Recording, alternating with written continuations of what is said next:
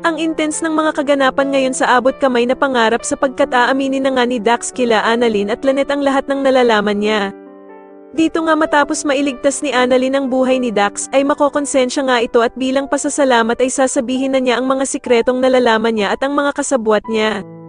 Samantala ay hindi na nga mapakali itong si Moira at pupuntahan pa nga niya si Ninang para sabihin na dodoblehin niya ang kanyang bayad basta't masiguro nga lang ang pagkamatay ng star witness niyang si Dax. Dito nga ay magkakaharap na sila Dax at ang hitman ni Ninang kaya naman ay gagawin niyang panangga si Annalyn at kakalagkarin niya nga ito palayo. Subalit hindi naman makakapayag ang hitman na makalayo itong si Dax kaya naman ay agad niya nga itong babarilin sa kanyang paa. Habang nagsasalita naman ang hitman ay agad na makakaisip ng paraan si Dax at mahahawakan nga niya sa leeg ang hitman kaya naman ay mabibitawan nito ang kanyang baril na mapupunta naman kay Annalyn.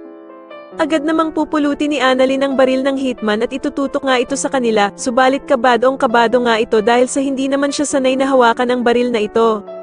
Kaya naman ay sisigawan siya ni Dax na kailangan niya nga daw tapusin ng gunman dahil kapag hindi niya nga daw ito binaril, ay siya ang tatapusin ng hitman na siguradong ikakalaya ni Moira sa kulungan.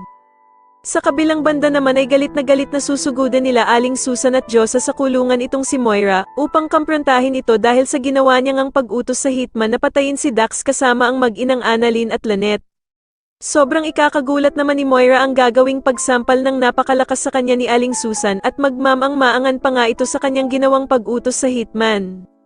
Sa tingin niyo dapat na nga bang aminin ni Dax kila Annalyn at Lynette na kasabwat niya sila Zoe at Doc Carlos matapos siyang iligtas ni Annalyn? Mas lalo na nga talagang nagiging exciting ang mga susunod na kaganapan kaya naman ay mas lalo pa nating abangan ang mas lalong gumigandang abot kamay na pangarap. Maraming salamat po sa inyong panonood at sana po ay ma-subscribe niyo ako. Maraming salamat po.